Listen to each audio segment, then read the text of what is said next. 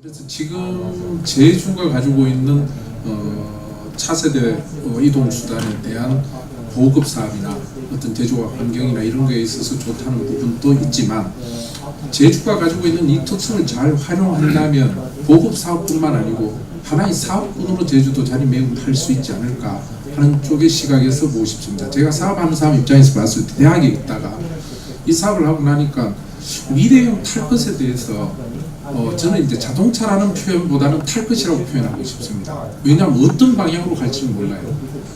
TV도 브라운관 TV에서 벽걸이 TV로 바뀌었고 모든 게 지금 바뀌고 있기 때문에 미래형 탈 것이 그냥 공상과학 영화에 나오는 순간이동, 우리 물리학에서도 순간이동이 일어날 수도 있기 때문에 탈 것, 이동수단으로 본다면 미래 이동수단에 대해서는 제주도에 가면 그 놀이터가 있다. 많은 장소, 제주라는 데는 미래형 이동수단에 모이는 곳이니까 거기 가면 수많은 정보를 얻을 수 있다 하는, 그게 될 수 있지 않을까 하는 면에서 산업적 부분도 충분히 있다. 단순히 보급뿐만 아니고. 그런데 산업적 부분에 있어서 제주도에서 그러면 미래형 자동차를 생산한다, 아니면 뭘 한다, 이건 저는 현실적이지 않다고 생각합니다. 제가 제조업을 해보니까 인프라가 없어요.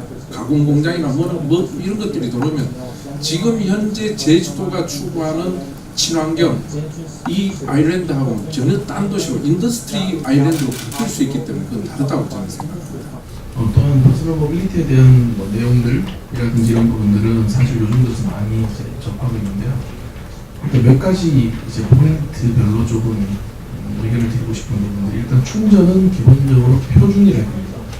어떤 표준을 맞출 것이냐, 그냥 차마다 충전이 전부 다 다르다. 그런 거는 향후에 문제를 발생할 수 있거든요.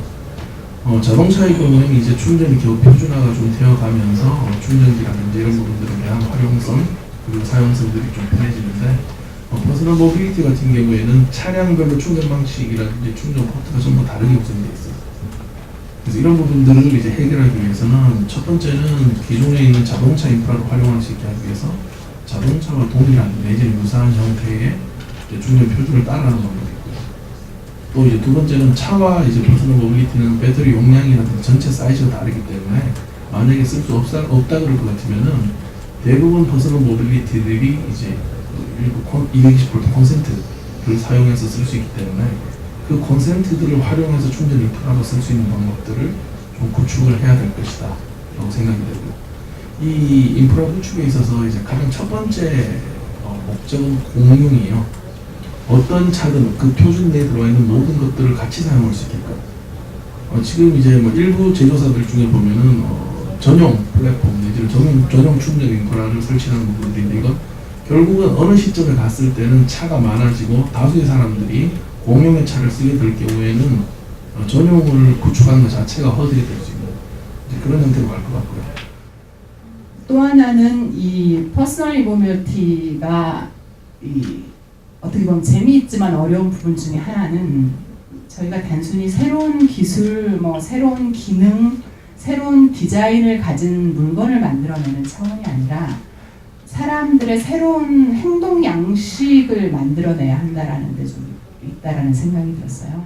그래서 어려운 거는 아무리 연구실 안에서 우리가 뛰어난 이 퍼스널 모빌리티를 만들어내고 그거를 획기적으로 에너지를 절감할 수 있는 뭔가의 이 장치를 개발한다고 해서 되는 문제가 아니라 사람들이 이거를 정말로 어떻게 쓸 것인가를 테스트할 곳이 필요하다는 것이고, 그것이 아마도 우리가 제주도에서 이 포럼에서 이렇게 모여서 얘기를 하고 있는 가장 큰 이유가 아닌가 싶은 생각이 들었어요. 저희가 그거를 만들어낼 수 있는 곳은 서울이든 대구든 어떤 곳의 공장이든 연구실이든 될 수는 있지만, 과연 제주도만큼 그러한 새로운 탈 것, 이동에 대한 새로운 사람들의 행태를 디자인해보고 테스트해보고 거기서 피드백을 받아볼 수 있는 적합한 곳이 대한민국에 있을까, 이러한 고민에서 출발해서 아마 저희가 제주 포럼에서 이런 이야기를 하고 있는 게 아닌가 싶은 생각이 들었습니다.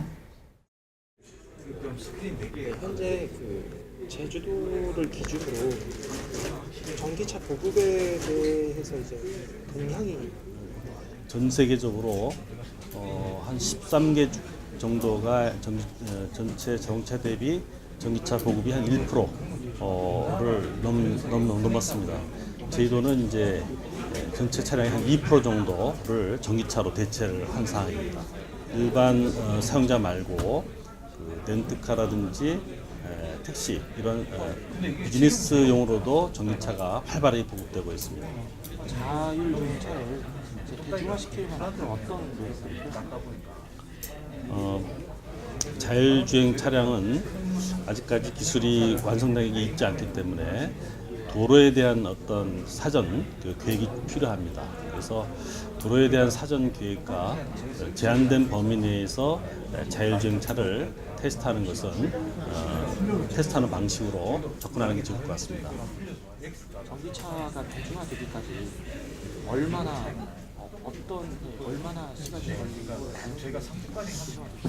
그 전기차가 대중화된다고 하는 그 기준이 좀 어렵지만 일단 주변에서 항상 전기차를 볼 수 있다는 관점에서는 이미 제주도 같은 경우는 대중화됐다 이렇게 말씀드릴 수 있고, 그러나 이제 주변 사람이 전기차를 뭐 쉽게 볼 정도로 보는 것을 볼 정도로 되려면 한 전체적으로 한 10% 정도, 전체 차량의 10% 정도 보급되면 굉장히 많은 그 큰 느낌을 받을 것 같아요. 주변에 차종별로 우리가 느끼는 그런 느낌을 생각해 보면 한 10% 정도, 5%에서 10% 정도 보급되면 대중화됐다고 볼 수 있지 않을 건가. 4차 산업혁명 말이 많이 나오는데 4차 산업혁명에 대해서 이제 적응을 하려면 어떤 인식들이 필요할까요? 지금 전기차는 굉장히 중요한 또 굉장히 파급력이 높은 그런 이제 4차 산업의 대상인데, 사실은 이제 준비가 그렇게 잘 돼 있다고 볼 수는 없는 것 같아요. 제 의견으로는 어떤 전기자동차에 대한 이해, 특히 이제 충전 인프라에 대한 이해, 어떤 전력 산업과에 대한 이해, 또 전기자동차가 갖고 있는 어떤 장점들, 그런 장점들에 대한 충분한 그런 이해가 그 정책 결정자한테도 정책 결정자나 전문가 중에서도 결여되어 있는 경우가 부족한 경우가 많다고 생각합니다. 1차적으로는 그런 문제, 그런 정책 결정자나 전문가들 간에서도 우선 전기자동차의 그 제반 문제들에 대해서 충분히 정확하게 인식을 하는 게 필요하고, 그래서 그 또 정책을 바른 방향으로 이제 그 계획을 세워야 되고 또 강력하게 추진이 될 필요가 있다고 생각합니다. 예를 들어서 뭐 자율주행차가 나오면 택시 기사라든가 네. 대리 운전기사라든가 그런 어떤 직업들이 없어지잖아요. 네. 없어지는데 그 사람들이 되게 이제 두려워하잖아요. 직업이 사라진다는 거. 예. 두려워하는데 그 두려움을 대체할 만한 네. 네. 그 4차 산업혁명의 가장 핵심되는 키가 ICT 기술입니다.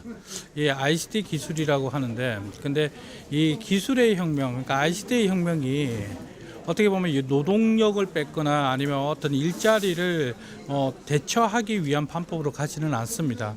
그러면 ICT 기술이 산업과 이렇게 같이 접목이 되면서 이제 산업의 구조가 바뀌게 되는 건데요. 일단은 이전에 있어 왔던 전통적 직군이나 전통적 노동력에 대한 거는 분명히 개편이 있을 거라는 것은 쉽게 예측을 해볼 수 있거든요. 그렇다 그러면 앞으로 가야 될 방향들은 두 가지 방향이 있지 않을까라는 생각을 합니다. 첫 번째로는 이제 새로운 직군을 발굴하는 방법이 있겠고요. 두 번째로는 오히려 이전의 직군을 다시 발굴하는 방법이 있습니다. 예를 들어서 4차 산업혁명의 키가 새로운 것을 만들어나고 새로운 것을 융합하자라는 것만 있는 게 아니라 고전적인 것을 융합하자라는 의미도 있습니다.